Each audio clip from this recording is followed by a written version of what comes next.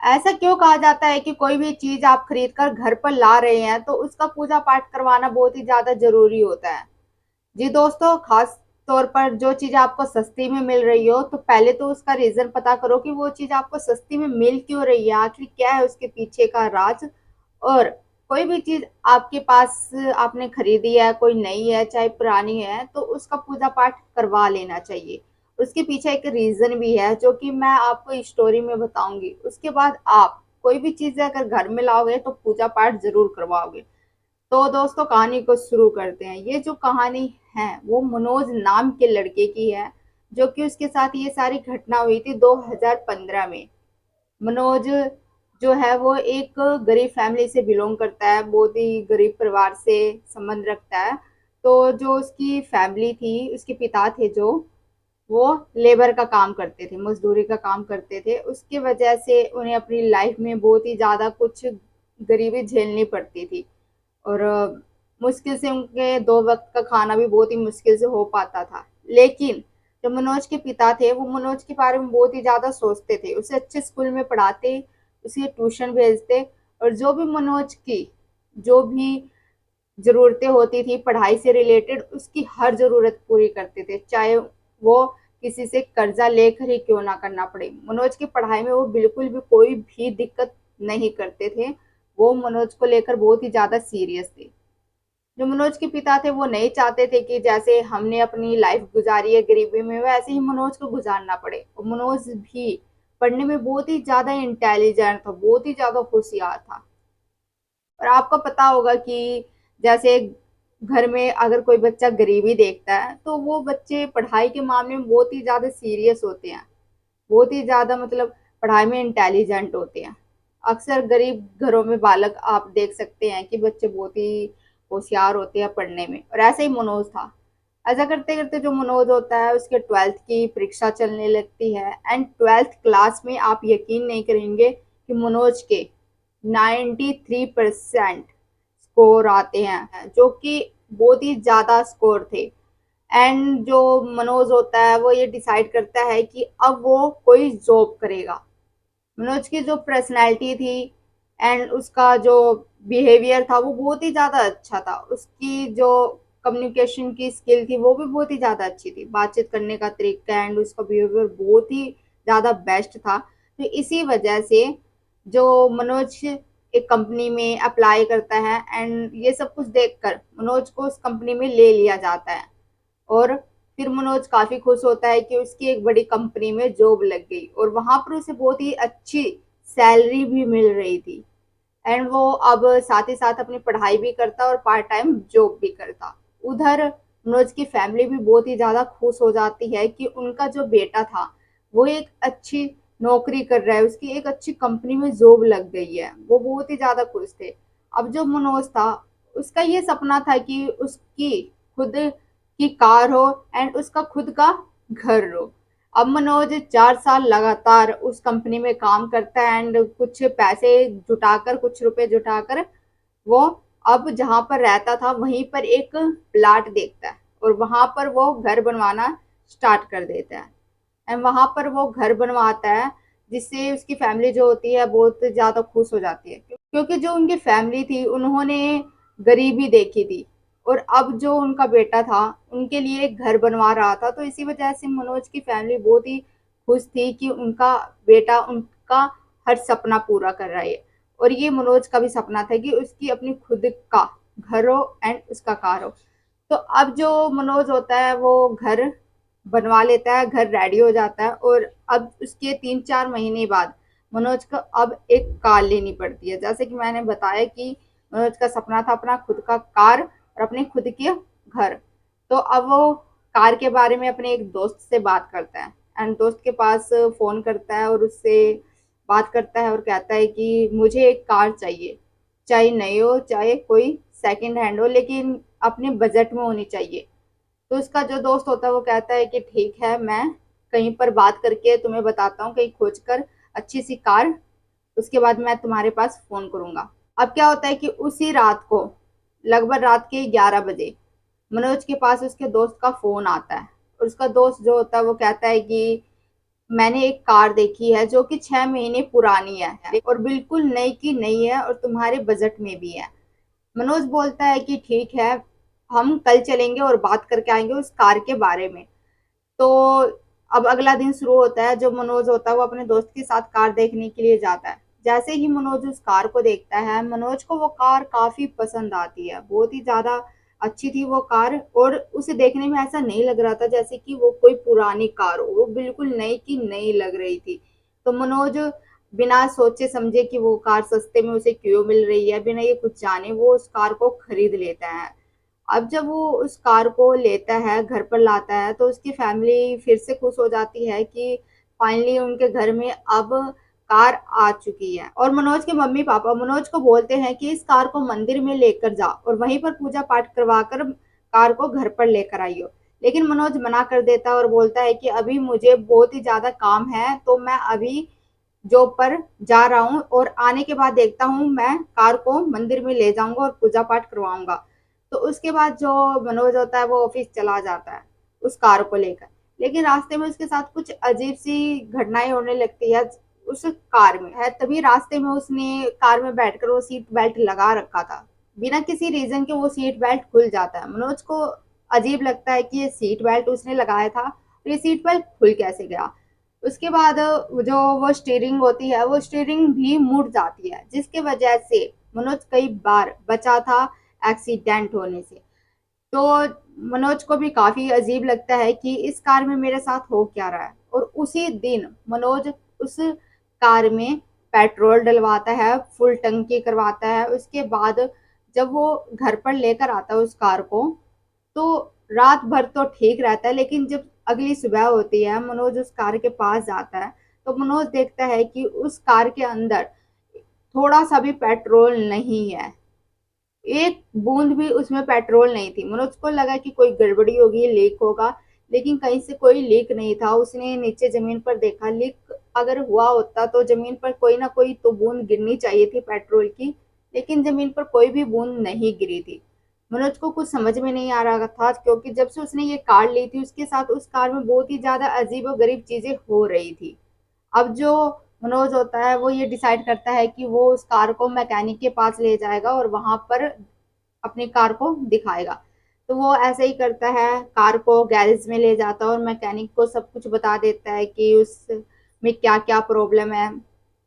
Seat belt अपने आप खुल जाती है, स्टीयरिंग मुड़ जाती है, और कई बार तो इसमें फुल पेट्रोल डलवाओ लेकिन अगले दिन इसमें पेट्रोल खत्म हो जाता है। कहीं से कोई लीकेज तो नहीं है, आप देख लो। तो जो गैरेज वाला होता है वो बोलता है कि ठीक है, हम देख लेंगे, इस कार में कोई भी दिक्कत होगी तो आपको बता देंगे। अब उस दिन तो वो मनोज ऑटो पकड़कर अपने ऑफिस के लिए चला जाता है। ऑफिस से लौटकर जब गैरेज पे आता है तो वो देखता है कि जो गैरेज वाला है वो उसे बताता है कि इस कार में कोई भी दिक्कत नहीं है, कोई भी गड़बड़ी नहीं है, सब कुछ बिल्कुल परफेक्ट है।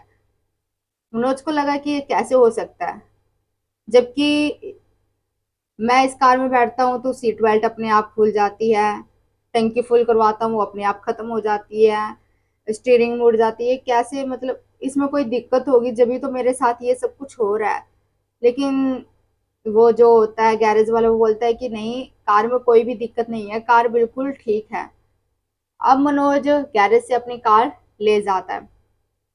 उसके बाद उसके साथ कुछ भी ऐसी घटना नहीं होती है कि वो सीट बेल्ट खुल जाना या कोई पेट्रोल खत्म हो जाना या स्टीयरिंग मुड़ जाना, कोई भी उसके साथ कोई भी ऐसी घटना नहीं होती है। तब बिल्कुल ठीक हो जाता है जब से वो गैरेज में से अपनी कार को निकाल कर ले जाता है, तब से बिल्कुल ठीक था। लेकिन अगले दिन जब वो ऑफिस जाता है तो ऑफिस में एक लड़की थी जो कि मनोज को काफी पसंद थी।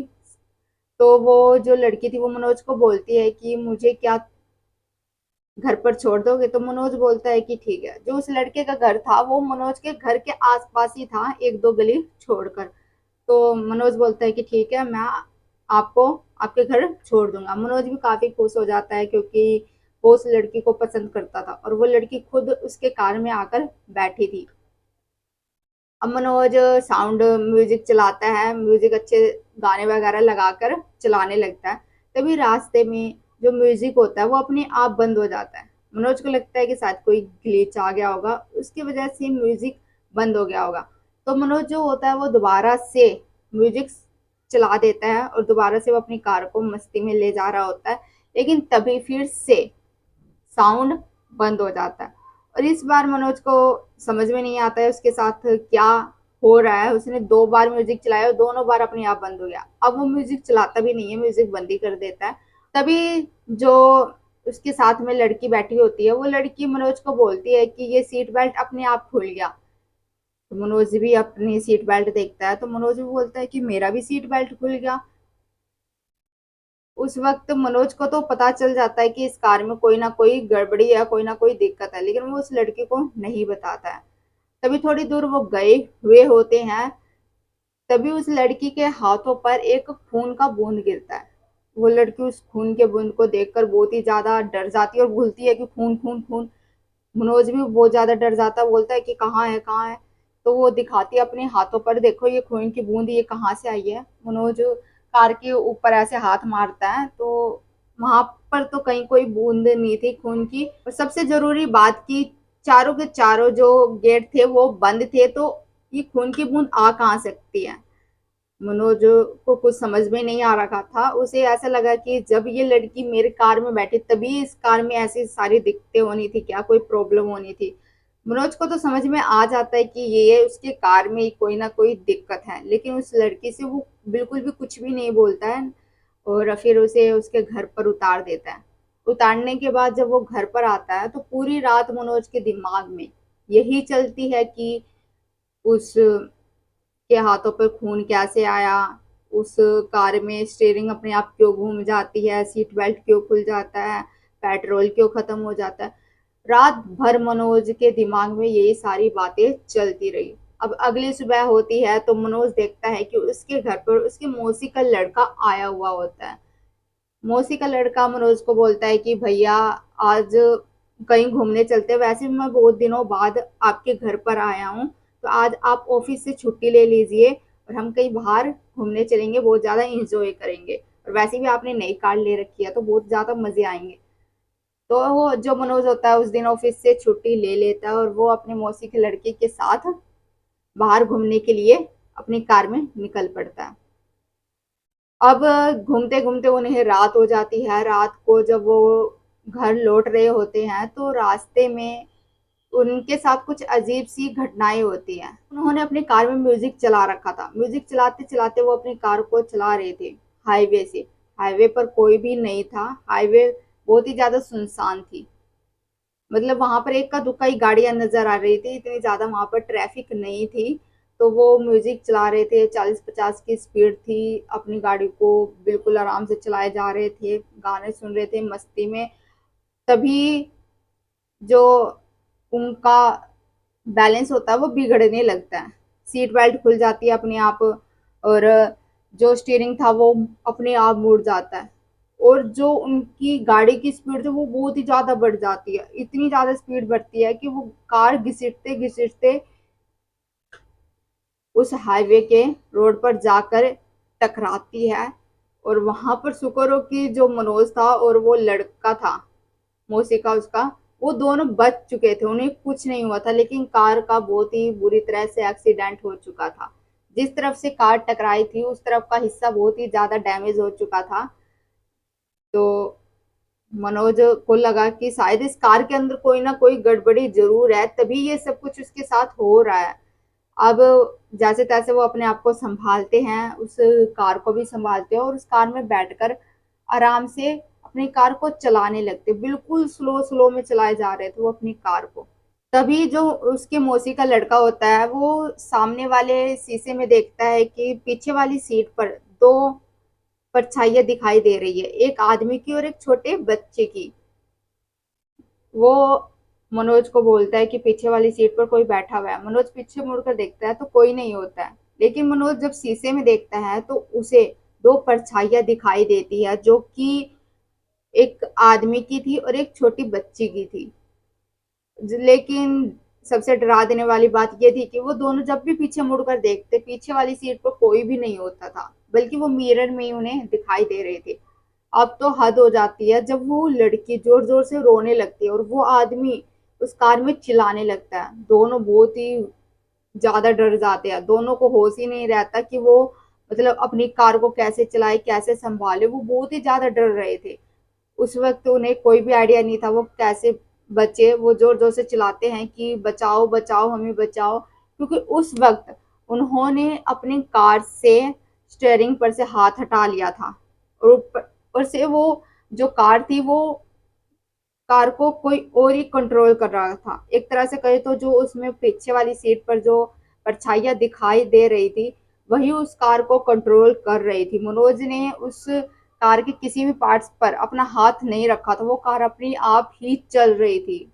मनोज और उसका मौसी का लड़का काफी जोर जोर से चिल्लाते हैं वहां पर कि हमें मदद की जरूरत है, हमारी हेल्प करो प्लीज, बचाओ बचाओ। लेकिन उस वक्त कोई भी उनकी बातें नहीं सुनता है, किसी को भी उनकी आवाज नहीं सुनाई देती है। और अब उनके पास कोई भी रास्ता नहीं बचा था। उनके पास एक आखिरी रास्ता यही था कि वो हनुमान चालीसा का पाठ करे। मनोज और उसका मौसी का लड़का दोनों के दोनों हनुमान चालीसा का पाठ करना शुरू करते हैं, और फिर सब कुछ जाकर थोड़ी देर बाद शांत हो जाता है, सब कुछ नॉर्मल हो जाता है।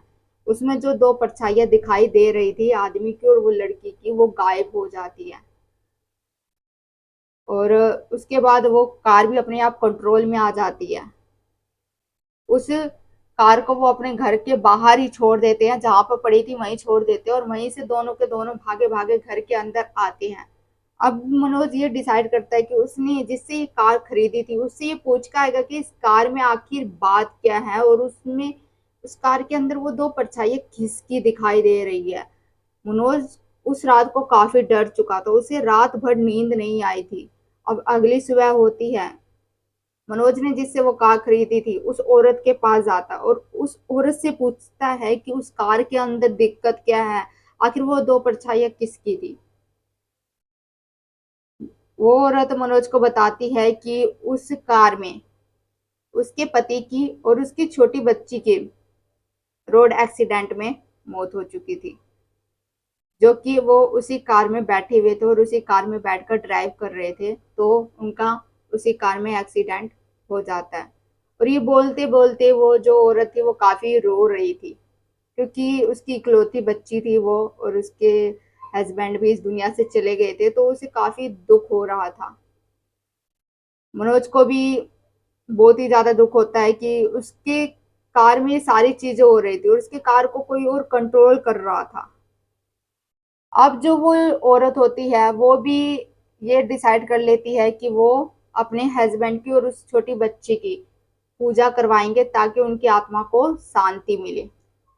मनोज भी अपनी कार को मंदिर में ले जाता है और मंदिर में ले जाकर पूजा पाठ करवाता है।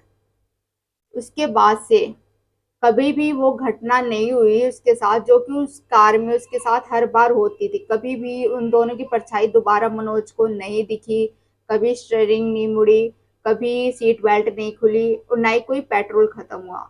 अब सब कुछ उस कार में नॉर्मल हो चुका था। एक तरह से कहे तो उस आदमी की और उस लड़की की आत्मा को शांति मिल चुकी थी, जो कि उस कार के अंदर ही भटक रही थी।